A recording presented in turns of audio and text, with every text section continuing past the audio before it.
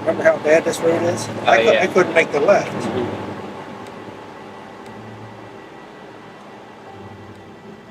I think there's 18,000 coming out. It's about 40 tractor trailer loads.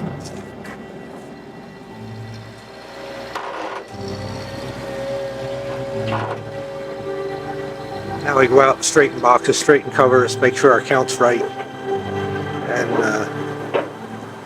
a little more than we did last year. But 2 years ago we did 64 trailer loads. So we're just a little bit of it. It's the biggest annual move of bees in the world. We got them in time. 180 this year. Now we can get some sleep.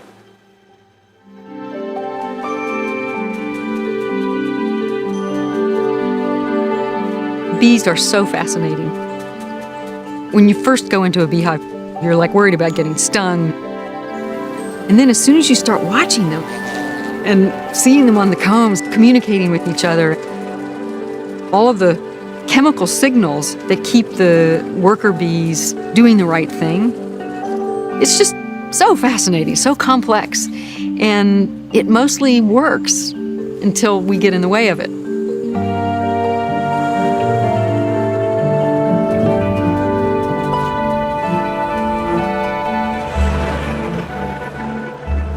Well, most beekeepers, including ourselves, if you're a commercial beekeeper, for the most part, your honeybees are mounted hives. They're sitting on pallets. They're either 4 hives on a pallet or 6 hives on a pallet. And everybody's got forklifts, all-terrain forklifts, bobcats, swingers, articulated loaders. Most of all of our short-distance bee moving for pollinating apples and vegetables and so on, that's all done with straight trucks and so forth.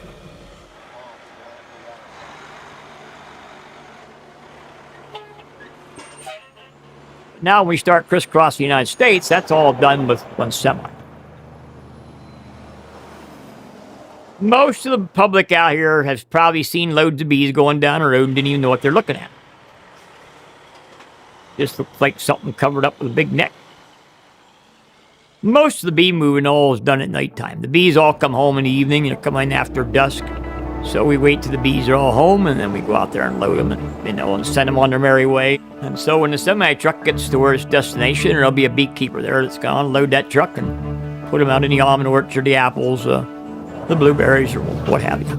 The farmer basically pays us for bringing the bees in. Depends what the crop is. Almonds in California, the going rate right now is anywhere from $165 to $225 a hive. And that's for a period of, 5 to 6 weeks while the almond bloom is.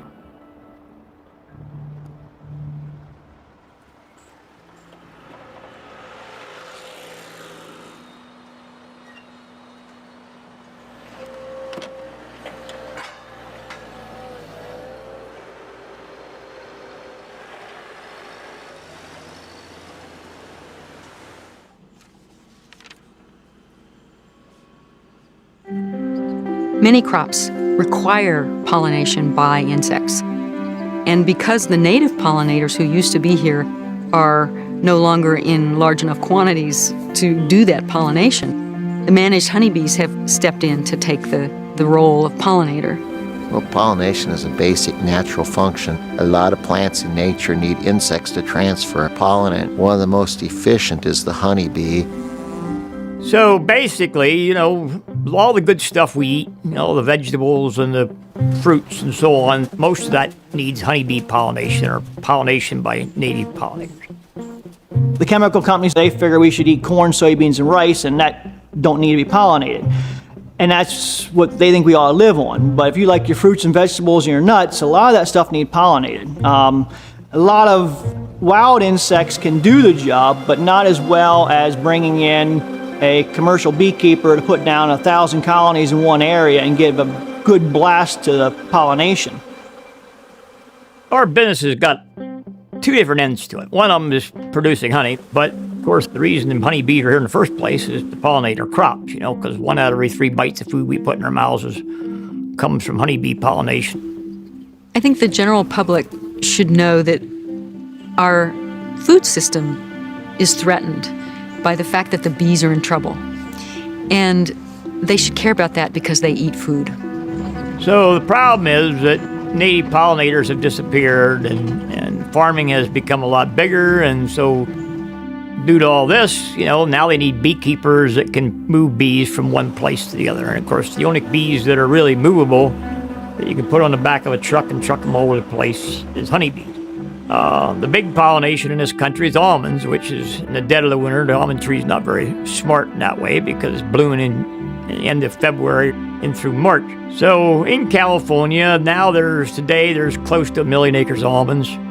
It takes 2 hives of bees to the acre to pollinate them almonds, so these bees got to crisscross the United States to get there.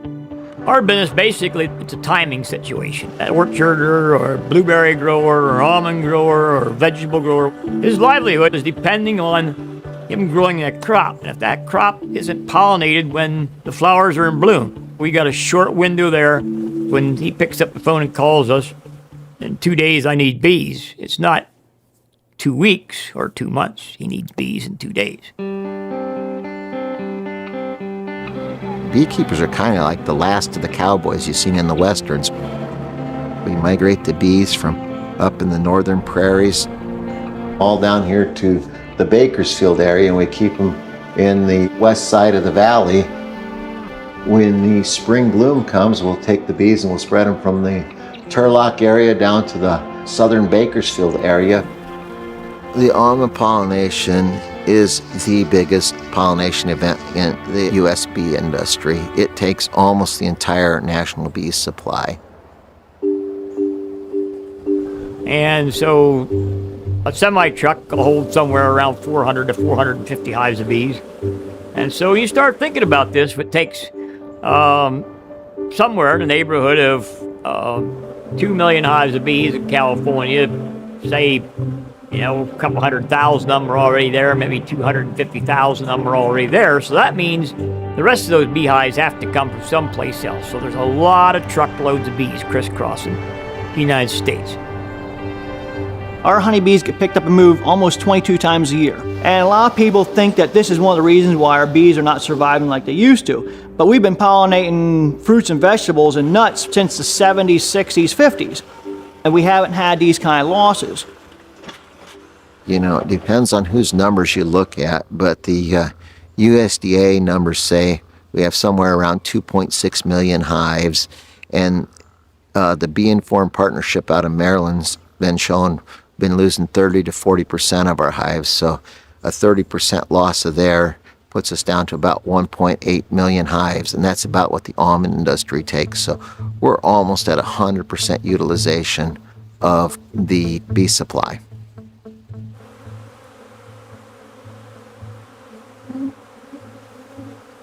We rely on the managed honeybee for our relatively inexpensive fruits and vegetables that we have in the grocery store.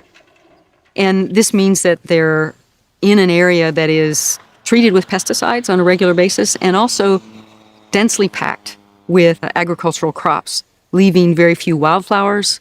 Once the crop has bloomed, there's nothing there for the bees to eat. For example, the almond bloom in California, very intense activity for the bees for about a month. And then the beekeepers can't leave their bees there afterwards because there's nothing more for the bees to eat. The managed honeybee has the beekeeper helping them survive because it's in everyone's interest for the bees to survive. And so they do move their bees to places that have good forage, away from threats, although that's not always possible. The native pollinators are in deep trouble. They're in trouble because they can't move away from agriculture. We're not monitoring the populations as well as the managed honeybees, but we are seeing in certain places that their populations have plummeted. One, the rusty-patched bumblebee, was just listed as an endangered species. And a lot of has to do with agriculture and pesticide use in particular. It's so important what happens in California because it sets up the table for the rest of the year, because right after the almonds are the earliest crop in the spring, and after this, most of the bees will go either into a secondary pollination or into a breeding program to replace the old queens and to make up for the previous year's death losses. It's really important on how bees come out here. And the Almond Board of California has done some really good extension work trying to educate all the farmers across the state on what the best management practices are for bee conservation. But it's kind of sad sometimes, a farmer or rancher has so many obligations, he doesn't have time to stay up with the latest technology until there's a bad event.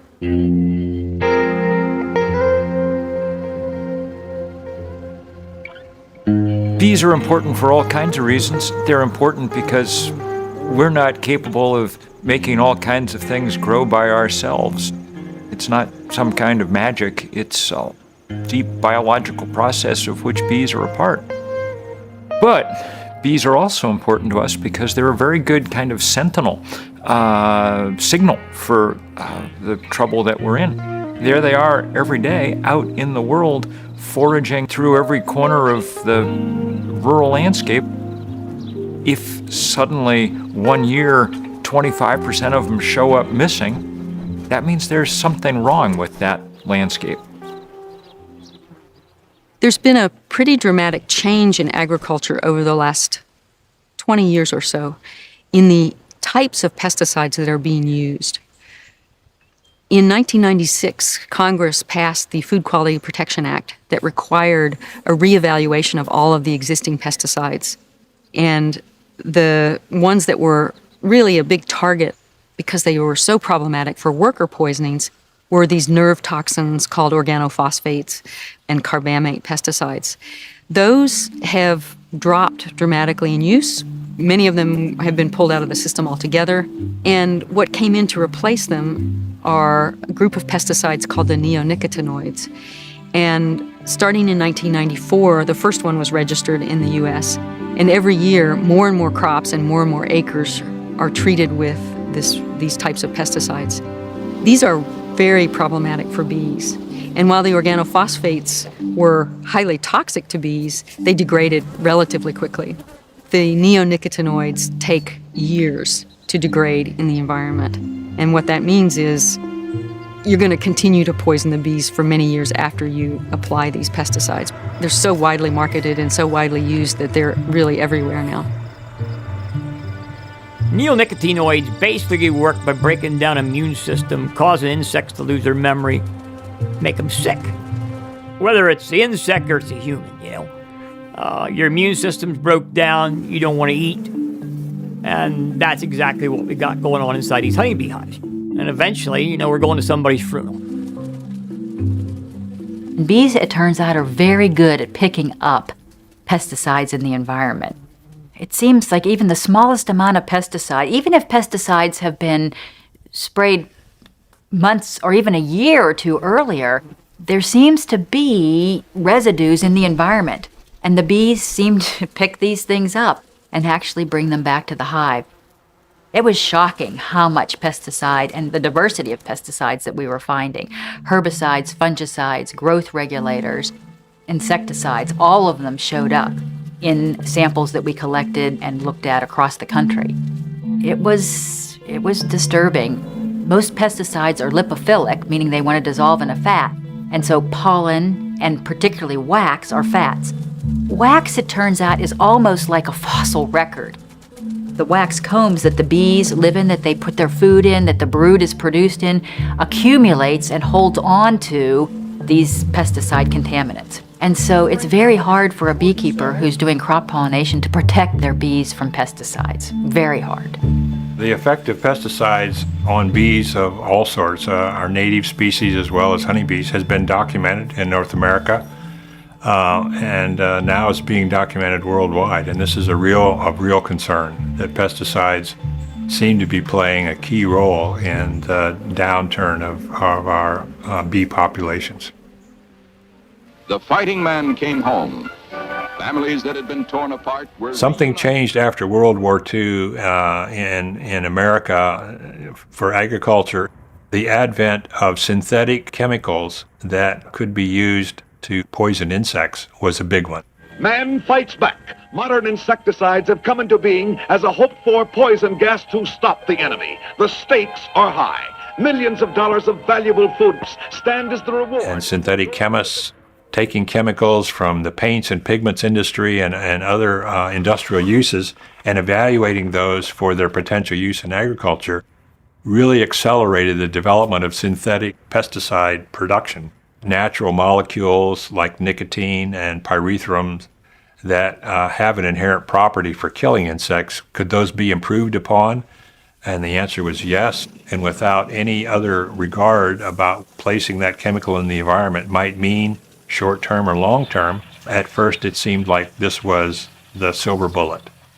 There are major differences between the United States and Europe and other places in a philosophical basis by which risks for pesticides are evaluated. And in the European Union, the precautionary principle, which states that if we don't understand fully the risk of using something, we should not use it until we have that greater understanding. Whereas in the United States, without the precautionary principle, we say, well, let's take the risk and we'll find out if it's not working and readjust. And that's a matter of law that the EPA's bound by, but I would really like to see us reevaluate that situation from a policymaking standpoint. I mean, nobody's looking at what damage we're doing here to our environment. Some of the stuff we're using is a neurotoxin that's going to destroy our health and children and everything else, but we're spraying it because somebody has more say and more power than we do.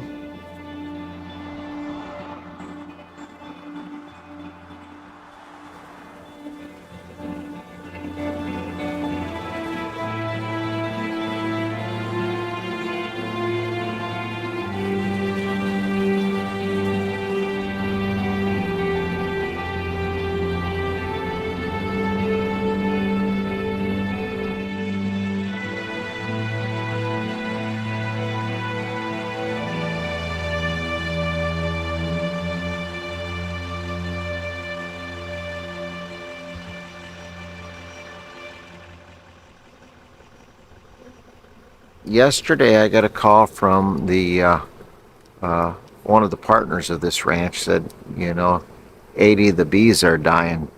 Come up here and figure out why. And so jumped in the pickup and came up here, and it was very obvious it was an acute bee kill, some type of insecticide or fungicide or some synergistic reaction with chemicals around the area was killing the bees. They were dying today as they were looking at them. And the first sets they were looking at, we seen bees laying on the ground. We found a queen staggering out in front of a hive.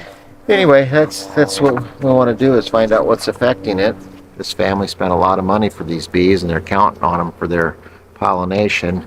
And it'd be terrible to think that they were doing something that was completely legal and by the book, yet it was hurting the bees. And if a neighbor was being sloppy and hurting the bees, that'd be really bad too. But something's definitely hurting the bees.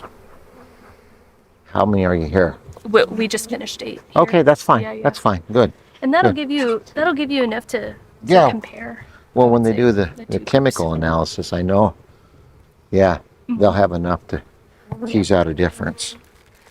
Nobody's going to want to admit that this happened because, this man spent hundreds of thousands of dollars to rent these bees, and he has probably millions of dollars worth of nuts at risk. And the guy down the road is not going to come up and say, hey, well, I put a cocktail on my apricots that happened to kill your bees. Or nobody's going to say anything like that because they don't want the liability. So anyway, it's really hard to track these things down. That's why we have to have lab work done. So, it can be prevented.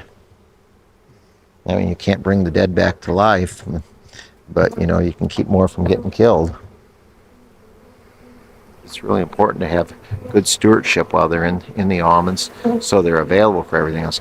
This is the crop 100% of the bees are exposed to. How bees leave this crop is how they start the next crop. After this, it'll be a real rush to get the bees to the apples and the cherries, and after that, the seed crops across the nation. If we put the same economic value on a honeybee as cattle, we wouldn't have a pesticide investigator out there for this kind of losses. We'd have the FBI out there. Honeybees are kind of thought of as, oh, well, they'll just make more. People talk about the financial viability of the bee industry, but what I think I'm more concerned with is the biological viability of the bee industry. It's like, can we divide them fast enough to make up for the losses?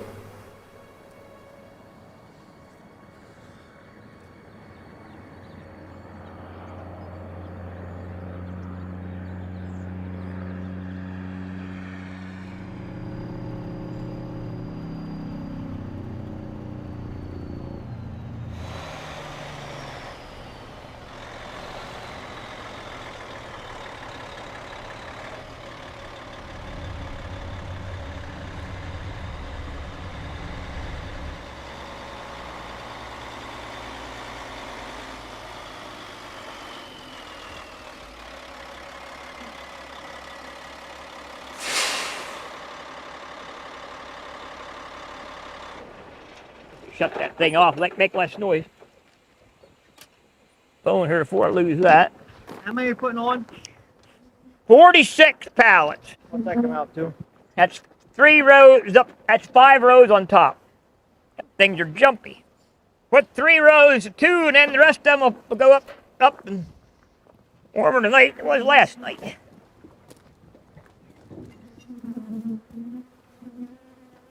They're kind of pissy. What you gonna do to get them all pissed off today?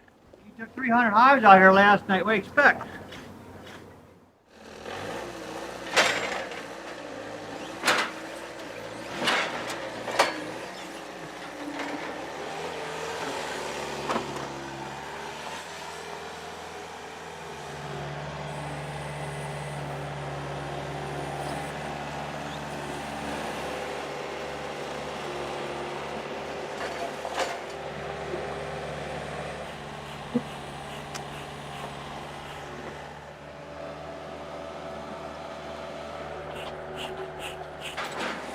I'm a lot slower getting out of here than I used to be.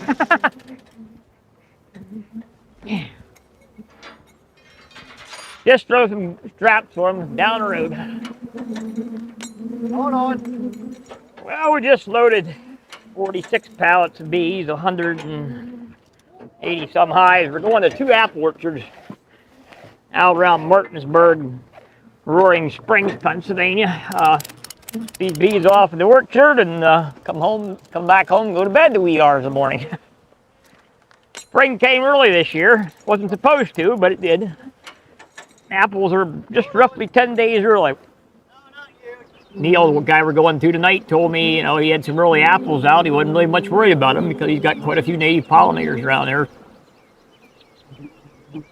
Farmers, apple growers especially, are seeing the need to promote, you know, native pollinators and, you know, preserve what they got in the woods around them.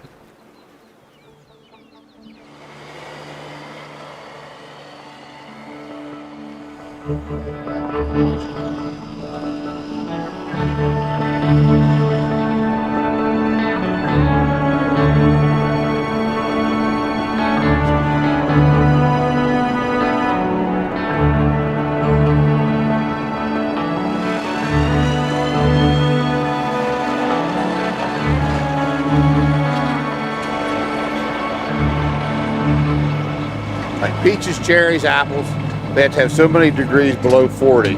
Peaches have less requirement than apples. Apples have the most. Most of them at around 1,000, 1,200 hours below 40 degrees to bloom. And once you reach those degrees, they can come anytime. So if it's a cold winter, they already have their chilling requirement in by early March. So as soon as it warms up, they're ready to move, and that's what happens. We're gonna go to another place and let 10 more off, and then that'll be all for me.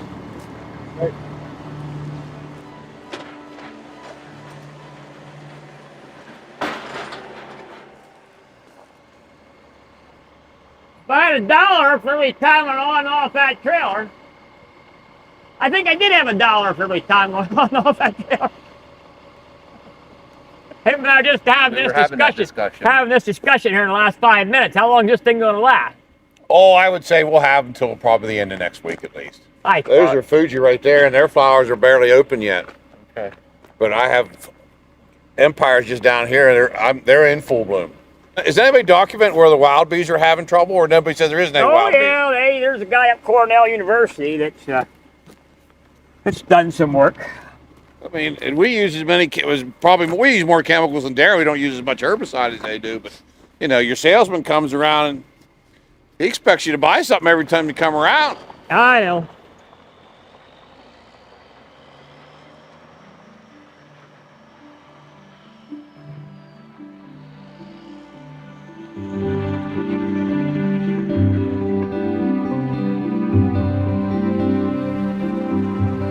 Is it possible to grow fruit without insecticides and fungicides? Well, yeah, it is. Probably not the fruits we have today because, you know, obviously my great-grandfather and great-great-grandfather were growing fruit and they didn't have pesticides. I don't know what the yields were, and I'm sure there were some disasters. But You know, the consumer today is so used to a perfect piece of fruit and they can get it year round. I don't know that they'd want to go back to the varieties that were growing that are resistant to insects and diseases.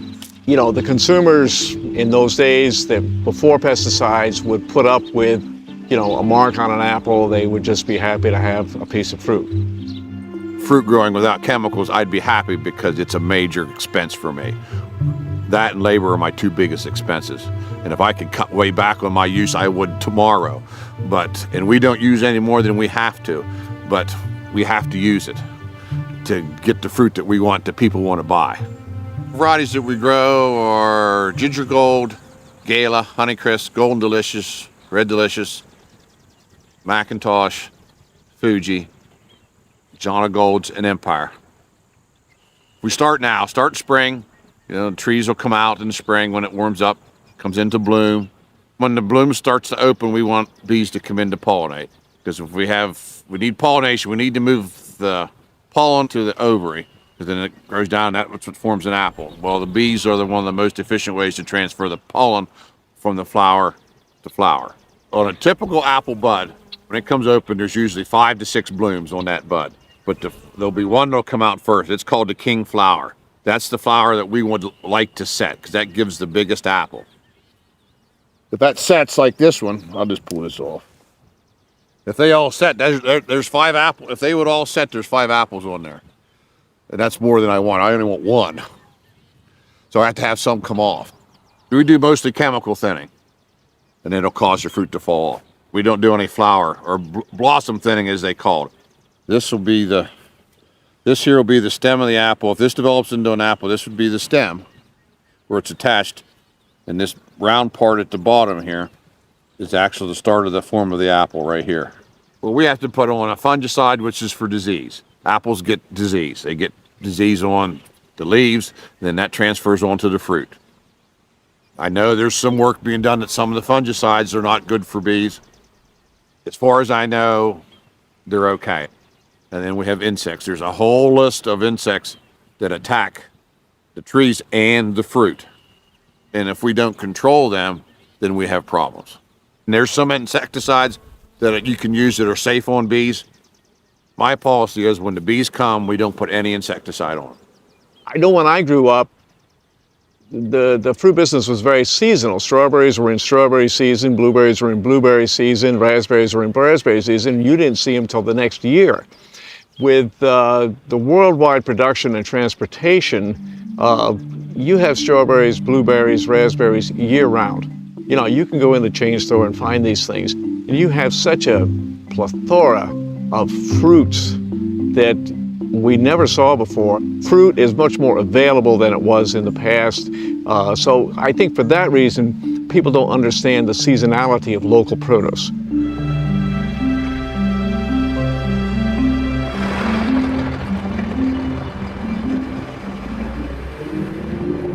All right, sounds good. Thanks, Kevin. We'll talk to you later.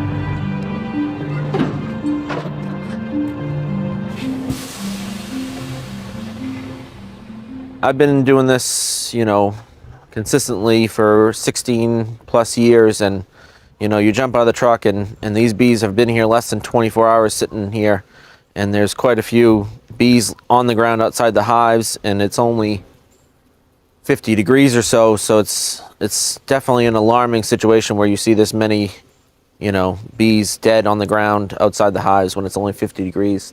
Bees haven't been flying much today. They are still flying a little bit, but this is nothing compared to what it would be if it was 70 degrees that we probably wouldn't be able to stand here without any equipment on. Sometimes I feel as though I get numb to it, and I'm used to it because it's the way it is now. But, you know, other times I want to sit here and scoop all these bees up and send them off to a lab to get analyzed and, you know, find out what's wrong, what's going on here. But, you know, in many cases, like right now, beekeepers are hustling around. I'm moving this load out tonight, and I got to move another load in tomorrow to do the same thing again. Consistent pollination race, so to speak. If you look up close there, you can see the bees are pulling out the dead from inside the hive. They'll just drop them off the front of the hive and leave them out in front. Just recently found out basically that they're using 7 to thin the apples, which is a highly toxic pesticide for bees and all insects. You know, everybody's wanting to thin right now. So as soon as the bees get out, they start up the sprayers and try to thin. Things like apples, where they purposely only want to set the king bloom because they want to get larger fruit size. What they found is that if they set too much bloom, they actually have to send people out to thin. And they found that some of the insecticides, particularly Sevin or Carbaryl, can be used sprayed on the blossom to actually cause it to abort bloom. And so one of the issues we have around those types of crops is actually removing the bees quick enough that we don't come in contact with the thin sprays later in the bloom. Even though this is a really big orchard, just the other side of that hill right there is somebody else, and it looks like, judging by the tire tracks, someone was in there spraying last night. Every single row had been gone up and down in the last 24 hours. You can see it in the grass. I'm sure there's a good reason for it. It's an effective thinner. It's what they're using. But is everybody communicating enough with their neighbors about the bees, or is it just, well, my bees are out, so I'm gonna thin? But my bees, you know, there's still partial bloom on some of his trees, and my bees work those trees. So, you know, it's something that, it's definitely a danger in pollination, and we don't quite have answers as to what to do about it. One guy doesn't know the other guy's bees are there, and next thing you know, they get dead bees and an upset beekeeper. So, it never ends.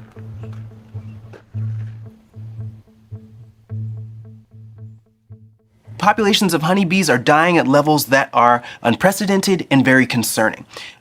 So we have been seeing between 33% and close to half of the colonies in the US dying every single year, which is disturbing. But the numbers of colonies in the US have been able to hold steady because we then split the colonies that survive and we recoup those losses. We're doing it because we have to, but our hope is that eventually we can stop splitting colonies, which is not a sustainable way of keeping them, and get back to a time where we had acceptable levels of loss at 10% or lower. One of the things that they're not really looking at, not telling you, is that beekeepers have changed a lot of their management. Everybody is replacing queens, you know, at an unheard of rate. So we're up at the bee yard here. We're going to put in some queen cells into hives that we split earlier. And that's what this in this box here is. It's some attendant worker bees and a couple frames of honey for feed. And then we purchase queen cells from a beekeeping operation that raises those. So what I'll be doing is I'll be taking these and I'll be installing one queen cell per hive that we've split. And you can see the queen cell, you can see the bees working on it. We'll put the queen cell in each of the hives. I go back to the days when you put a queen in the box and she was there for years. I mean, literally 3-4 years. And you didn't requeen a lot of beehives because they normally requeen themselves. Now it's a different story. You requeen them or you got a dead beehive. A lot of guys are out there carrying 100 queens with them every day. You know, maybe they don't use 100 a day, but the next 2 days they're going to use that 100 up and they got another 100 coming. I mean, you know, sizable outfits. About 320 hives that we're going to assess which half the queen is in and confine her where we know where she is. And then this evening we'll move off those queenless halves so that we can establish a new hive, put queen cells in them in the next few days. They're keeping the losses at bay, but I can remember the days when I ran 1,500 hives of bees by myself. But them days are over. I mean, there's just so much management. We ran bees on a let alone system. I mean, the more you left them alone, the more honey they made. Now, if you leave them alone, they're dead.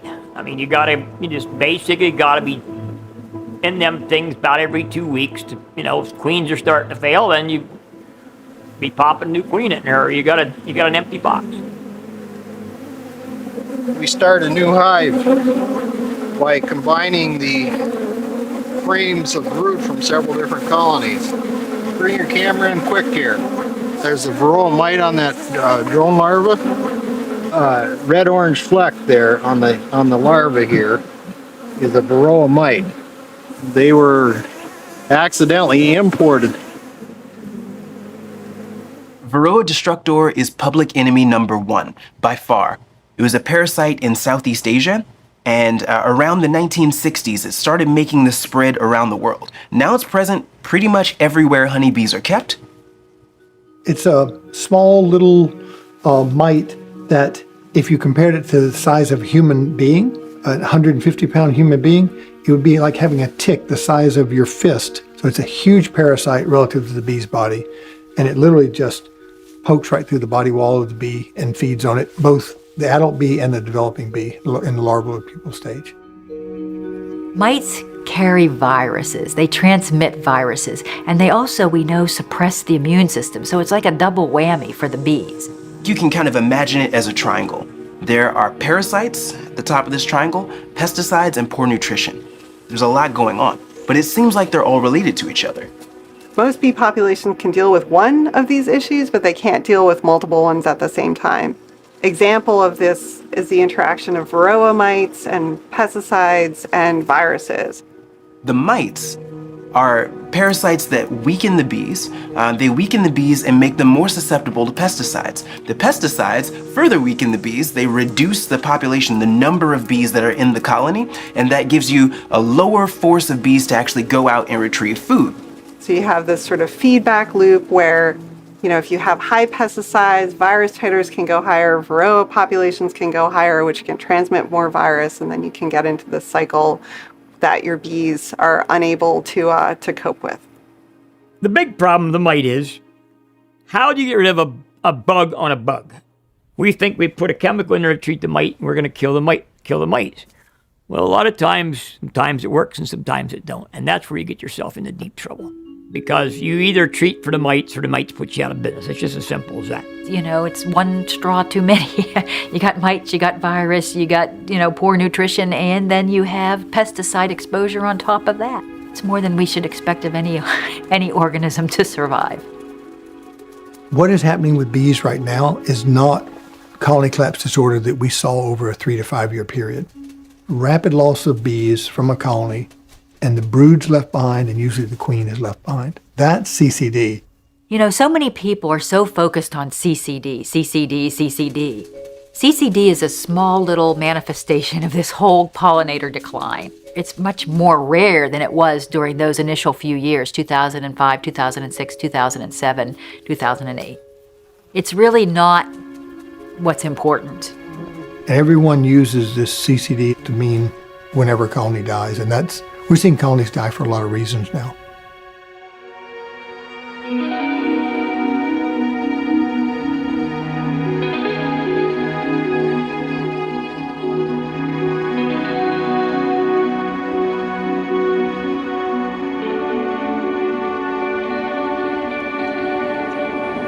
Wild blueberries are only grow here in Maine and Nova Scotia, Prince Edward Island, New Brunswick, and Quebec. Annual event. Been doing this for 30-some years for this company. So the bees are being brought in middle of May.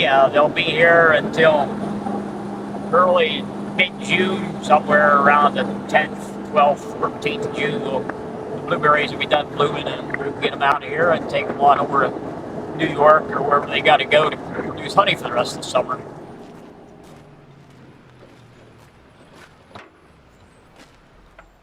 This load came out of Florida. There's 396 hives on here. We're going to put these out in 3 or 4 yards this morning, and the black flies are bad. Oh, we're affected by commodity pricing everywhere. Almonds, apples, blueberries, everything. If they don't ain't making any money, they can't afford to pay us or don't want to. It's just the way life is. You got a record bar? That's right, on the nose of the trailer. Oh, okay. Trying to find somebody must trip one out on this truck. But blueberry prices are down, and it's costing more to produce the blueberries than they're worth. So it's economics.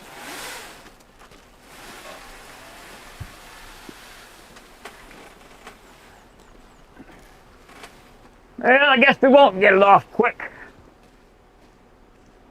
Yeah, last night, 2 tractor trailers came in. Both of them were Dave Hackenberg's bees. We put about a third of them out. This morning we put another third out. Tonight we'll finish that load, those 2 loads up. This road didn't get any better since last year either.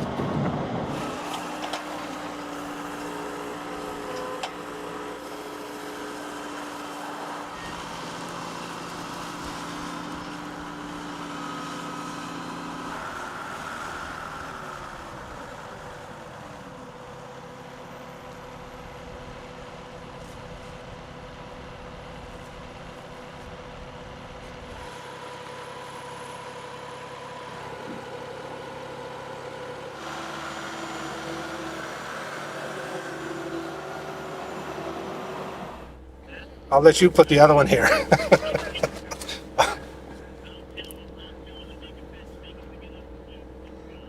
Yeah, the other one will go in a big hole.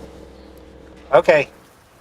There's no place to turn around. It's nothing but a rock pile, and you gotta fix the fence. His fence is there. I gotta put his fence up. Well, that's up. I gotta put the bees in the fence, and I gotta get the fence closed up.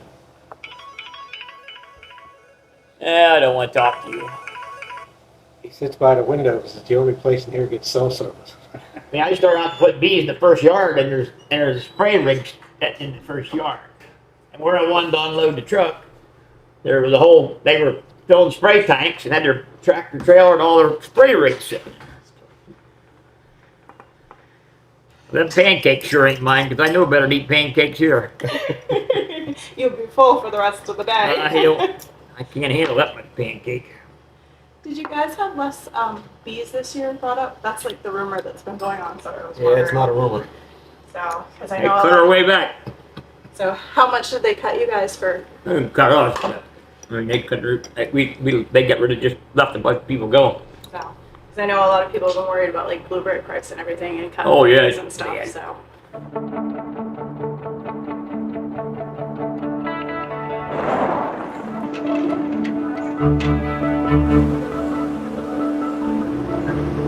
Oh, you don't want to see that! We can lay out the road here until you turn left and then make that first right.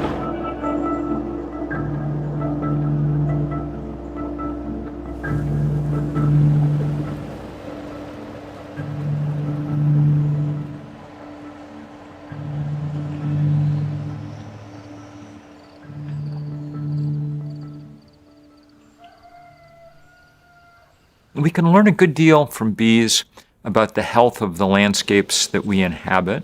And sort of secondarily, we can learn a good deal about the folly of setting up our agriculture in quite the way that we have.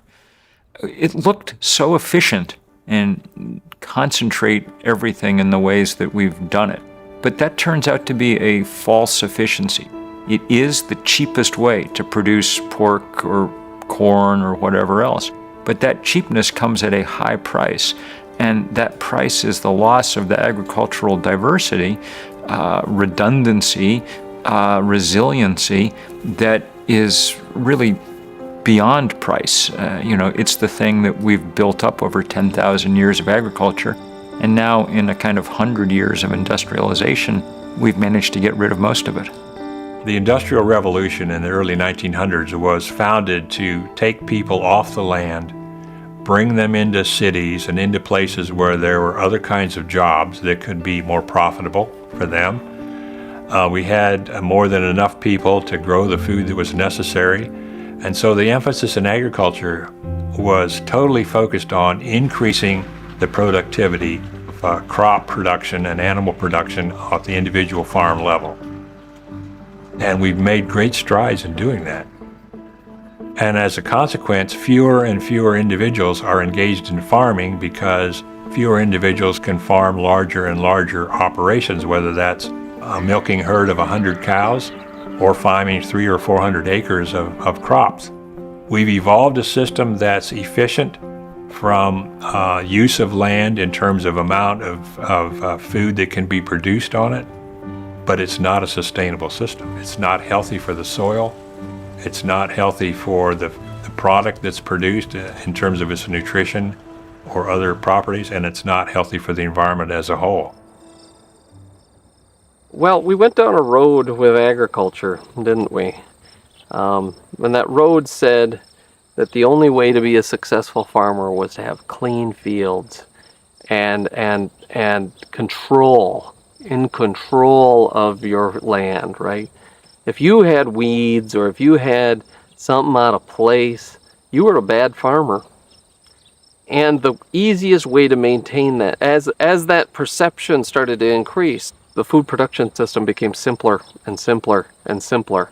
And the only way to maintain a simplified system is with more and more jugs. You know, maybe it's fertilizers, maybe it's GM plants, maybe it's herbicides, maybe it's insecticides, fungicides. Simplify it, control it, right? And that seems to have worked for a long time. But the cracks are really showing through in the ice right now. Everything within the current infrastructure is hell-bent on making the system work, rather than questioning, should we have ever gone down this road to begin with?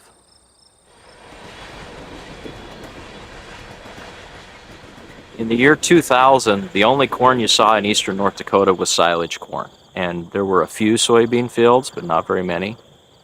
And in 2006, George Bush gave a talk, and he mentioned something called biofuels. And as soon as that happened, the renewable fuel standard was created. We saw massive changes here in North Dakota. Now, the two predominant crops are corn and soybeans. And we have lost many, many opportunities for producing honey due to those changes. A lot of the grassland, a lot of the conservation acres, a lot of the more traditional crops have all been replaced with acres of corn and soybeans. When we were looking at mapping around apiaries in North Dakota, we were looking at the amount of grasslands and natural areas and stuff. And as those grasslands had all disappeared and turned into crops like corn and soybeans, there's very little fence rows or hedgerows at all. So you've got corn and soybeans that bloom, one time during the year, very little other forage out there. And plus you've got the pesticide exposure that comes with agriculture. A lot of them grasslands have not had anything planted on it for hundreds of years, and all of a sudden we have corn in areas that shouldn't have corn because of ethanol. And if they stop planting corn today, it's going to take 20, 30 years for that ground to get back in the shape it was to sustain life for all these wild insects, birds, and fowl and everything else. So we're not doing ourselves any good. Agriculture, is an interruption of a natural system, but it can be done thoughtfully as an interruption of a natural system with great benefits. From what I've studied and what I've learned from visits to these farms that are forced into monoculture, I just want to be careful that we talk about farmers that are driven to want to farm in monocultures. There aren't a lot that I've met. We have a system that's teetering. It's hard to recognize that because the supermarket shelves are filled. The instability is there because of our food choices, not because there's some evil empire trying to destabilize our breadbasket to the world. If anything, it's because we have demanded an alarmingly small diversity of grains, mostly, that feed us. And that's pushed the food system that we have into the place it's in. So it's a reflection of us. Crop rotation is just really moving plants around different areas. Rotation in general is a really important concept in nature. It reduces the potential of accumulated pathogens. It exercises the soil to really draw different things out of it because every plant species has a different need that it's taking from the soil. Kind of moving through sort of a procession of plants, you're balancing the soil and working with that system. That's not the case with corn and soy. It's our choice to have transposed this grass crop as a corn or a soybean crop on top of what really wants to be a perennial grassland. If we could really look close at the plains, we would see huge shifts in species. And not just the animals moving across in the way they do, but the grasses changing one species to another over long periods of time. What made the Great Plains is that movement and change. We have some of the most beautiful soil on this planet in the Midwest of our country, and we're just chipping it away with corn and soy. We're not generating something new. There's more that could be added with the corn and soy. We've lived in the Garden of Eden. We came to a place that had virgin soils. And it's temperate climates that have resulted in an overabundance of food from the beginning. And when the soils were depleted on the East Coast, we plowed up the Midwest and became very rich off of that. And when those soils were depleted and distraught, we moved west. Manifest Destiny is about chasing virgin soil and yields. And we have come to the end of the line, of course, only just recently. And so the question now is a real inflection point of fork in the road. What do you put the pedal to the metal and try and increase yields? Or do you think about how we produce food in a completely different way? And if we do, then we have to change the whole food culture. We really have to create a system, a pattern of eating that supports the kind of diversity that the landscape needs to be healthy. We don't have that. Think about a place like the Dakotas, which used to be a diverse agricultural landscape and actually perfect for bees and that part of their cycle, far north. We've turned it into an agricultural monoculture, and we've interspersed that monoculture with thousands of oil wells as we've fracked apart the Bakken Shale. It's a pretty remarkable industrial landscape now, and it's not very friendly to people, at least the people who'd been there for many thousands of years, who've tried their best to stand up against things like the Dakota Access Pipeline, and it's not very friendly to wild nature, including the pollinators. We have this idea of the American West as this great untamed natural place, but in fact, outside of the national parks, it's been about as industrialized as it's possible to get. The bees are dying right now. They're not the only things that are dying. I mean, we're also losing birds, bats, butterflies, entire habitats we're losing. This is one of the worst mass extinction events the planet Earth has ever seen. So what are they facing right now? It's the same thing that we're all facing. Pollution in the environment, a simplified agricultural system, a simplified landscape where they can't find food. Suddenly you've got starving, poisoned bees, and guess what? They get sick. So what do I see when I see this simplified system? I see farmers that are ready to make a change, but don't have they're not hearing any voices telling them what this is supposed to look like or how to get it done. And we can start that. It's already started. It's already started. We know what we have to do. It's just a matter of getting it done.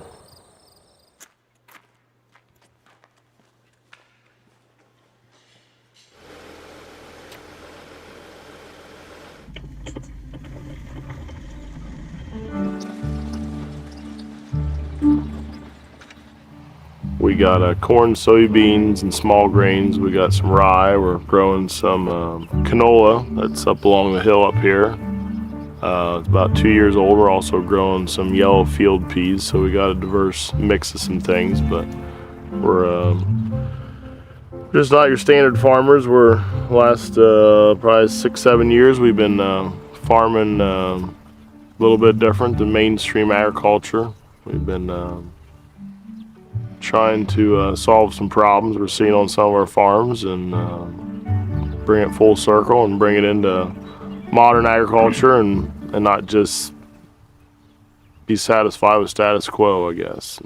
A lot of things are self-pollinating. That's why I think a lot of farmers don't recognize bees as an important issue, because, well, what do I need to worry about bees for? The rye pollinates itself, the corn pollinates itself. Farmers need to realize is that the bees are like one of the first line of defense of why they're disappearing. If the bees are disappearing, what else has disappeared already? Because we don't count anything else. And I think that's kind of the canary in the mine shaft of opened our eyes up to pay attention to what's going on in the fields. And people don't think about how pollination is important, but it's without pollination we wouldn't have nothing but a stalk here. So traditional farming guys have a break even on, they need to yield so much because I need to get 100 bushel of corn to sell for X amount of dollars to pay for my input cost to break even. Anything above that's good. That's the money you make. But everybody gets focused on yield. We need more yield to make money. And it's, in my book, it's not all about yield. It's about being profitable on the front side with keeping your costs at bay.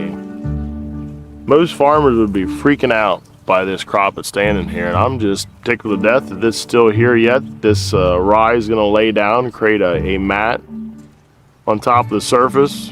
It's going to create habitat for insects, but it takes some management. And the problem is this isn't simple. This is outside the box, and farmers want to be in the box. They want to buy it in the jug. They want to buy it in the bag.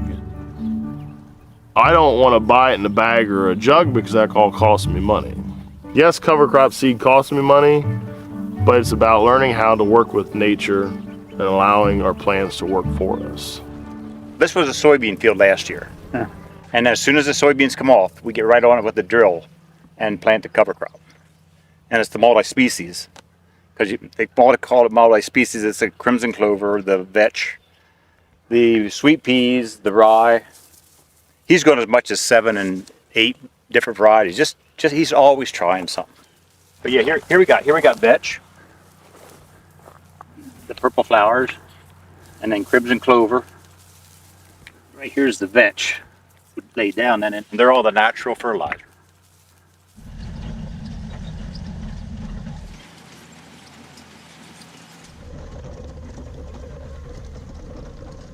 This is the before.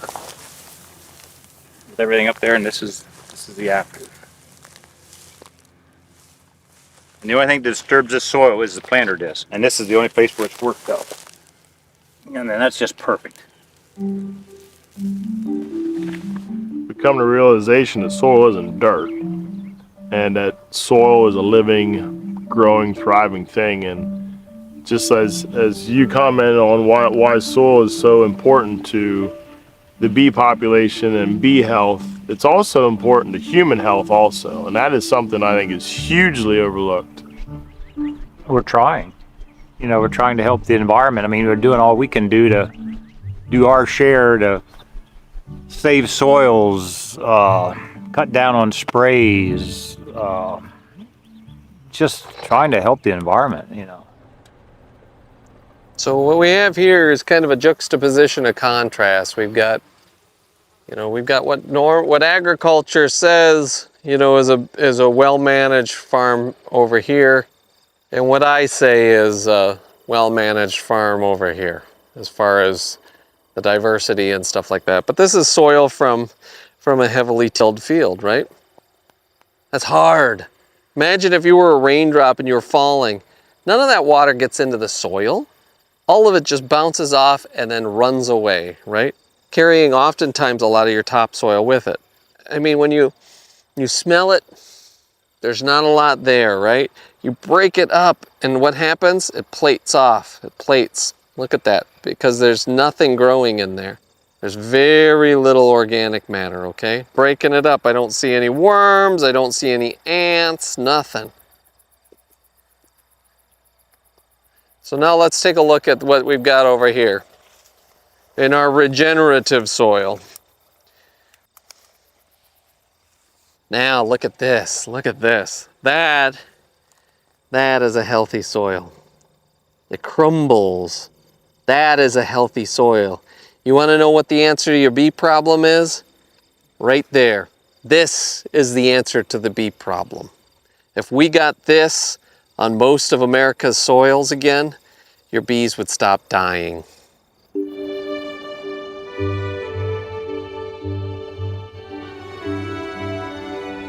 Well, we're sitting 25 miles from New York City in the middle of a working farm and education center that explores the intersection between animal, vegetable, and grain agriculture and the dining table, the community around food.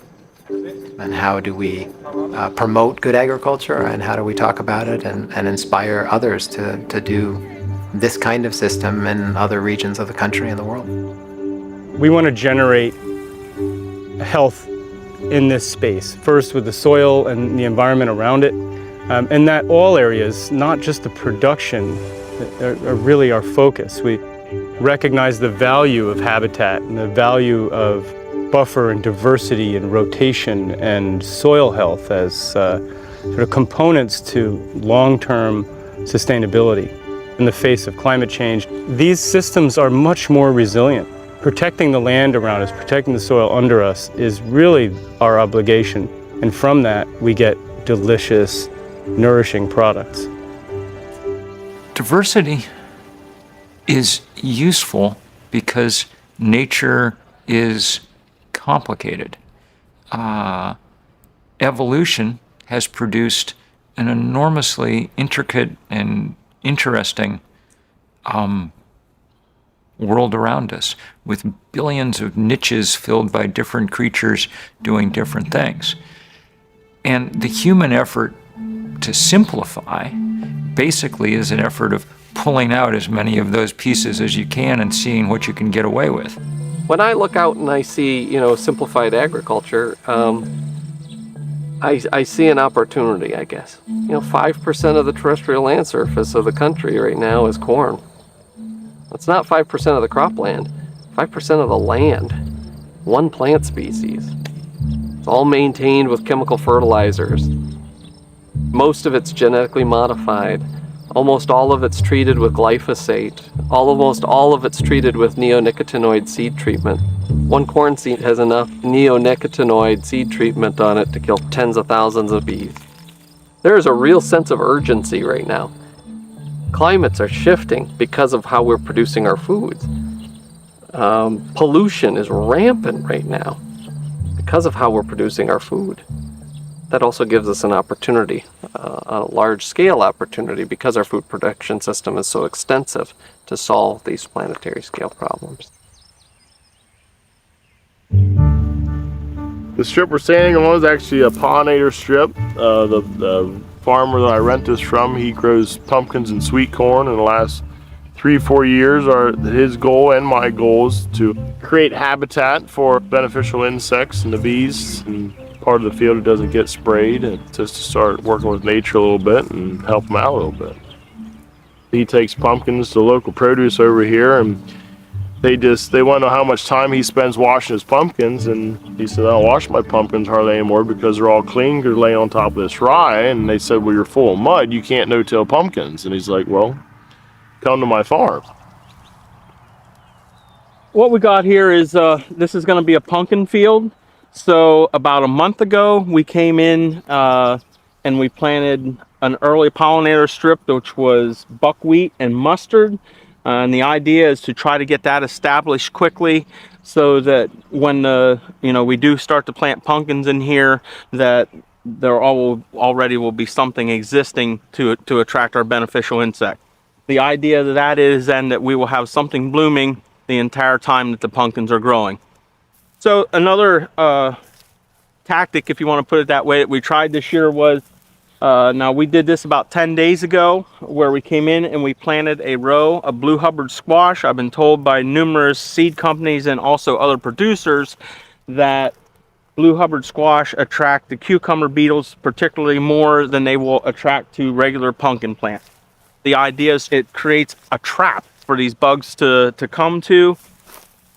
So I pulled back the rye here that was the cover crop in this field, and this is one of the blue Hubbard plants right here. You can see how it's chewed. Now the cucumber beetles you're not seeing right now because they're very shy. As soon as they hear or see something, they take off and hide in the residue, which you can see here as well, which feeds our biologics and our critters that live in our soils here. But there you can see what we got. And they're just chewing the bejeepers out of this row. And if we go over here, here's a row that's 6 feet away from it. And this isn't just one that I picked out.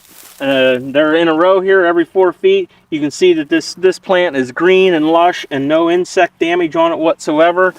There's another one, and right on down the row. This is not the results I expected to see this early.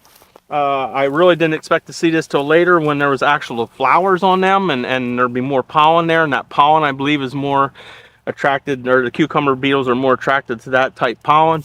So it has just really been amazing. And like I said, we're in the very beginning stages of this, but man, it's got me fired up right now. So we're excited. What we're gonna do is we're gonna use our little hand sprayer, and we're only gonna spray this row. We can keep them contained to one area and not have to spray insecticide over the entire field, which, you know, most of the insecticides, when you spray it, you kill everything. And we don't wanna do that.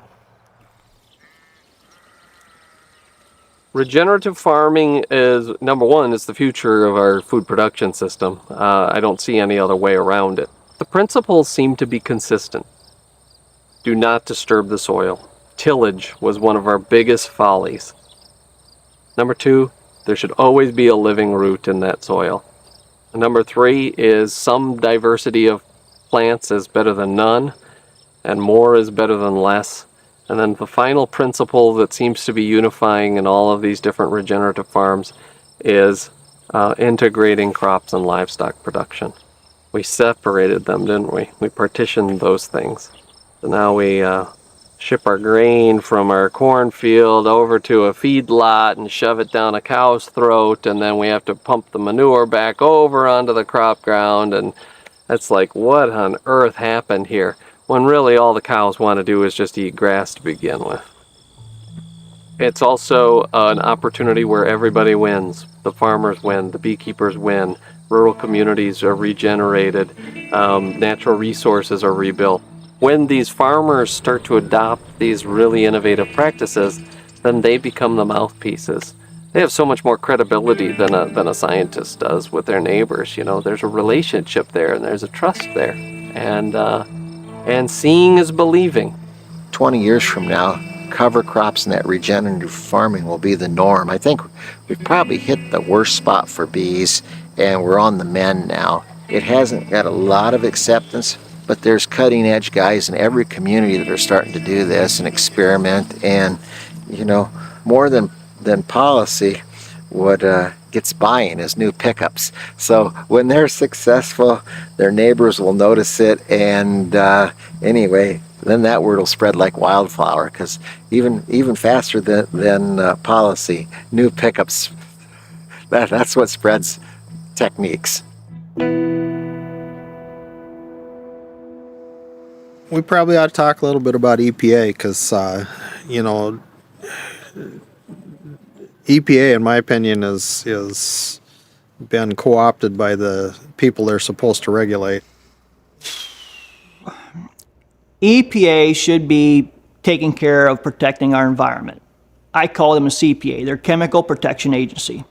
I've talked to people from EPA in bee meetings already about just like this corn deal. They know planting this corn, they've tested the dust, they know how bad this chemical issue is coming off the corn. But when you talk to them, the first thing out of the guy's mouth is, what do you want me to do? Tell a farmer he can't use his new $150,000 piece of equipment. And my thing was, what does it matter to you? You're the EPA, the Environmental Protection Agency. Your job is to protect the environment at all costs. It doesn't matter what that farmer paid for that piece of machinery. It doesn't matter what the chemical company paid to put that chemical on the market. Your job is to protect the environment. EPA doesn't do much original science. Certainly not the regulatory branches like the Office of Pesticide Programs. The Office of Research and Development does, but they don't regulate anything. The Office of Pesticide Programs has people who review studies that are done by typically chemical manufacturers themselves or consulting companies that they hire to do these studies. Guidelines for studies on honeybees are not very well developed yet, and they're just in the last few years do they even have some guidelines. And I would say there's only been probably 3 or 4 real studies done that look at the bees in their environment instead of in the lab. I think there's infighting sometimes in the EPA, and some are looking out for the money stream to the political appointees who, you know, answer to different politicians that want donations, and then others are very concerned with science and policy and, you know, making sure we get good science. And I think there's sometimes an internal fight, and we as citizens and taxpayers don't get the best results when those internal fights are happening. Rules got changed at EPA. Instead of registering a product and making sure this product's okay, we call the come up with a new thing called conditional registration. Here's the packet. We did the research. We want a conditional registration. The rules read that after this product's out there, EPA has to review it, and it can only be there so long with conditional registration. And they just go on like that for years. Nobody ever does any more about it. Sometimes, you look and think, well, is there a great cabal? And I don't know if there is or not, but it does look like a lot of times you have the what's called, I guess in political science, the captured client, where the regulated ends up controlling the regulator. And it's the idea that a registrant that wants, or a manufacturer, that's a nice name for a manufacturer of a product, wants to bring a product to the market, so he'll write up the test and show the EPA the test he wants to do to test the product for its environmental impact. Then they'll give him the nod, yeah, this is a good test. Then he'll go test it, and he'll generate all the results himself, and then he'll give the results back to the EPA for evaluation. So, given that model, I think there's not a single person that couldn't be a Harvard scholar. It's like, I get to write my own test, I get to take my own test, and I get to turn the results in. It's like, I know it came about, on libertarian ideas, the person that benefits from the product should pay for the process, but, it's like giving yourself a speeding ticket. It's just not going to happen. Over the years, I've been to the EPA on many, many occasions. And, of course, gentleman that's chief toxicologist for Bayer Crop Science. I meet him walking down the street. We're blocked from the EPA. We walk in the door, walk through security, send our stuff through security. Stand there in the lobby still finishing our conversation. The gentleman coming to get me, because somebody has to come down from upstairs to get me, gets me. But while we're standing there having a conversation with the EPA fellow, the Bayer Crop Science guy gets on the elevator by himself and disappears. So I said to my friend from EPA, I said, oh, how does that work? His answer was, well, they're like the angels. They come through the third-story window. So one of the problems we got here is we got, too many people know too many people. And if you go to EPA, it don't take you long to figure out who worked for who, or they leave EPA and go get a very good job or position at one of these companies. As a taxpayer, do I feel confident that they're protecting me? No, they're not protecting me, because they're basically taking money from the chemical company for registration to do the paperwork. And that's how it all works. They're paying EPA. There's tremendous money invested in the current system. And that money funds campaign contributions. Those campaign contributions then influence what senators and congressmen ultimately vote for. And if you are jeopardizing those contributions, then suddenly your federal agency's budget gets cut. Good friend of mine at EPA says every time I go into a meeting and start raising Cain about something, I'm told to shut up. Just remember, if they're not around, you ain't gonna have a job. It's just that simple. The USDA, the FDA, the EPA, they're all government employees, and I think there's a solidarity in that. But the reality is that, no, they don't really. In my experience, I didn't feel like they were working together for a common goal. And especially the EPA and the USDA. The USDA's job is to support agriculture. The EPA's job is to protect the environment, right? And so when agriculture destroys the environment, then what happens, You would think that there would be a common mind on this, but the reality is no, not at least not in my experience. My naiveness that this thing was going to be fixed in, a matter of time, that's, it'll probably never happen in my lifetime. I think the only way it ever gets fixed is the farmers themselves fix it.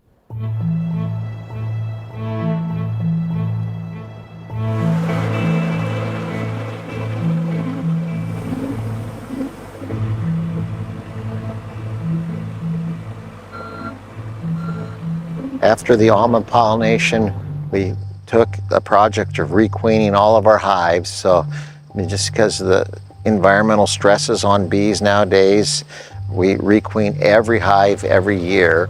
Concurrent to that, I had part of my men take bees up and pollinate apples and cherries in Washington, and then we brought those bees back down. And then after that, we began the spring and summer honey season. We're out here with bees, sweet honey, and we are treating them, putting some pollen pads on them, keep them healthy. Smoke makes the bees very mellow. The bees think that there's a forest fire coming, and so they start gorging themselves with honey and makes them really docile. We put bees on the citrus to make citrus honey. When we started bringing bees back here to make our wildflower, our clover, and alfalfa honey.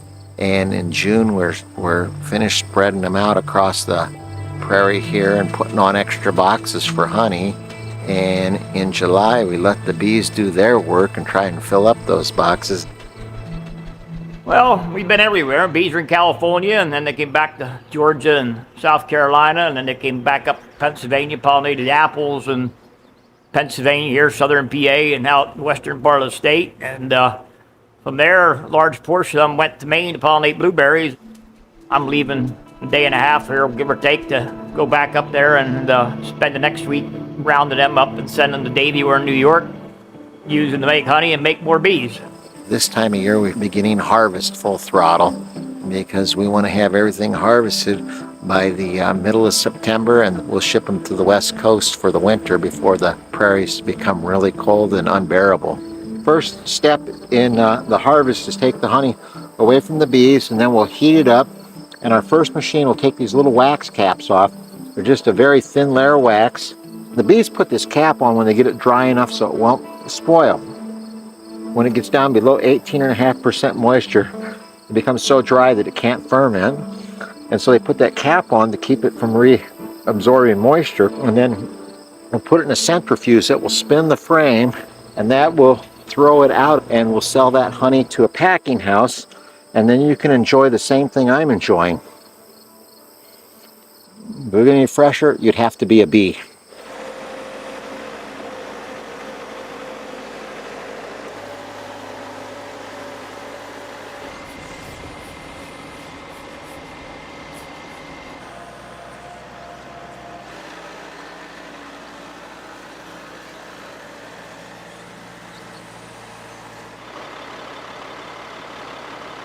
Well, we're getting ready to move south for the winter. It's time, the cold weather is coming, and it's just that time of season. It's the vicious cycle, as I call it. When the seasons change, the bees need to go with the seasons.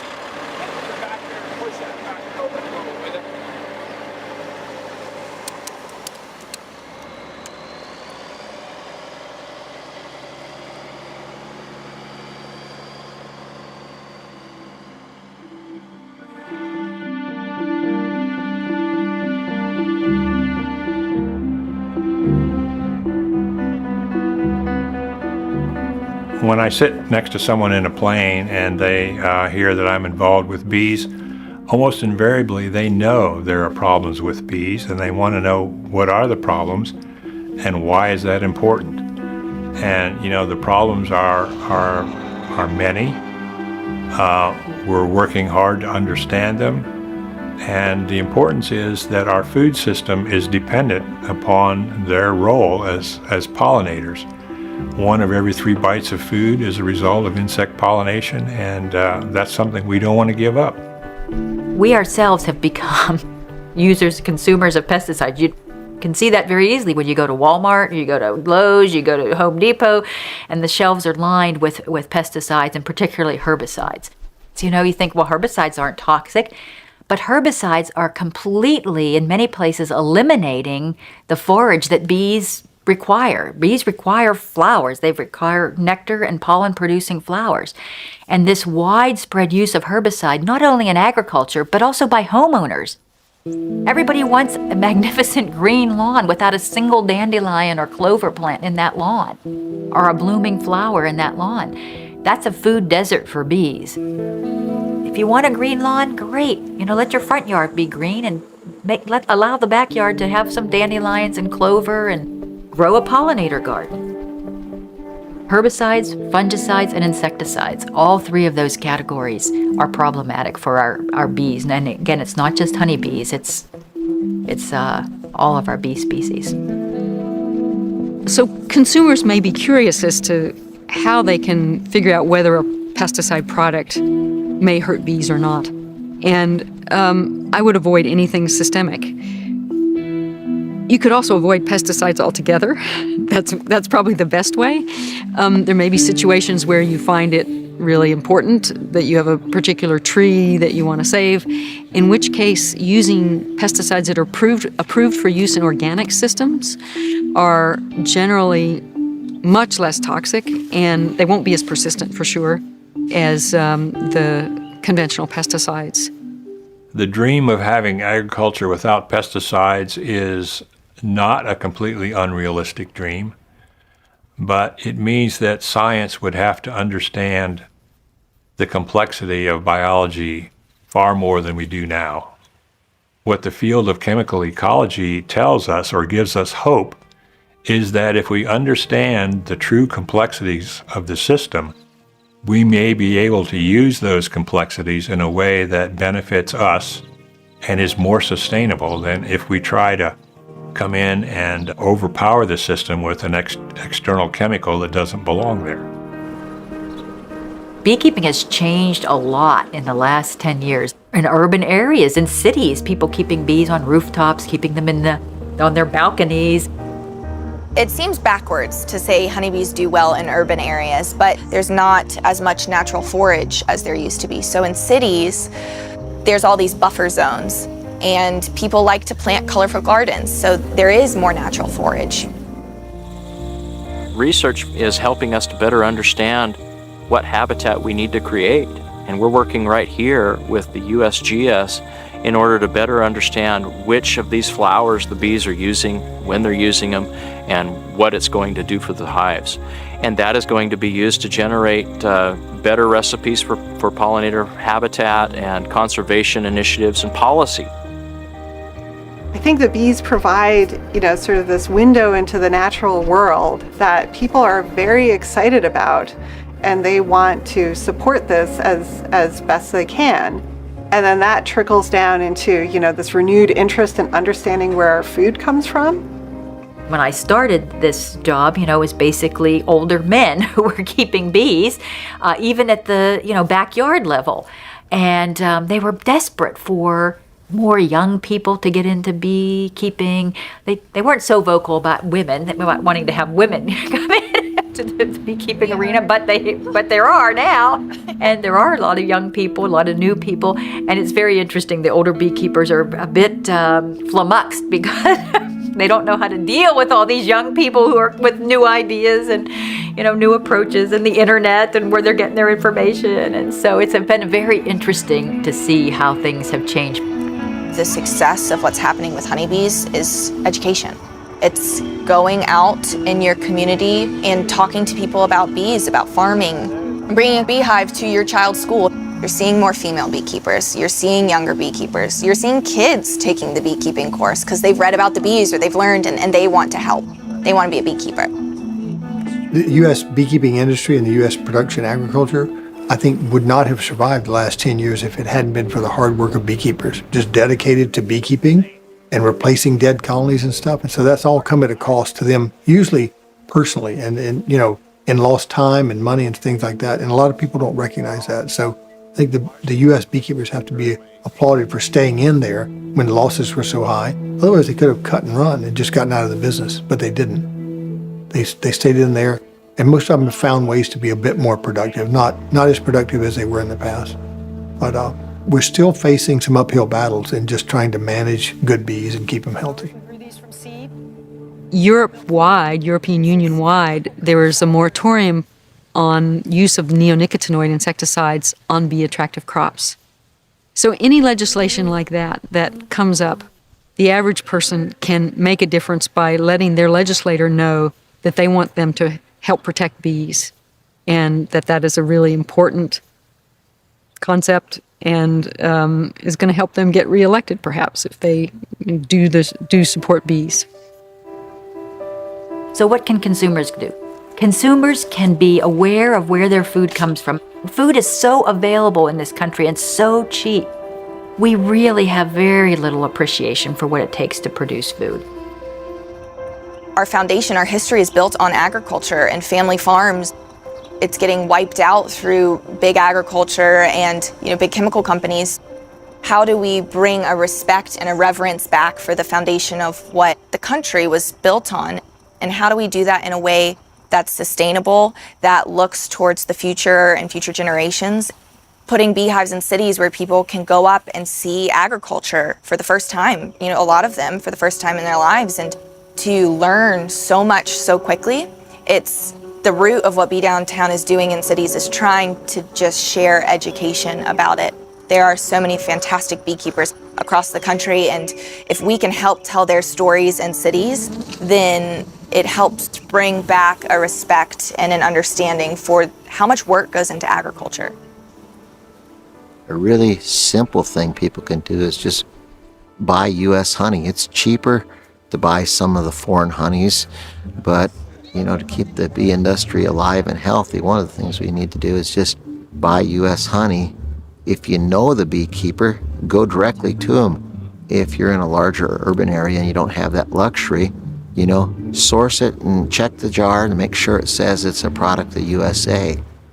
If honey is a viable alternative, we can keep the bees on flowers more.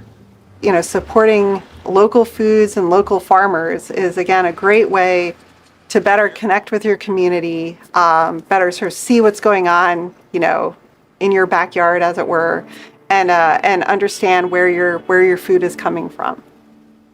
Also, as consumers, accept more blemishes on our apples. We can say it's okay. Right now, we want the perfect apple. We want the perfect piece of fruit.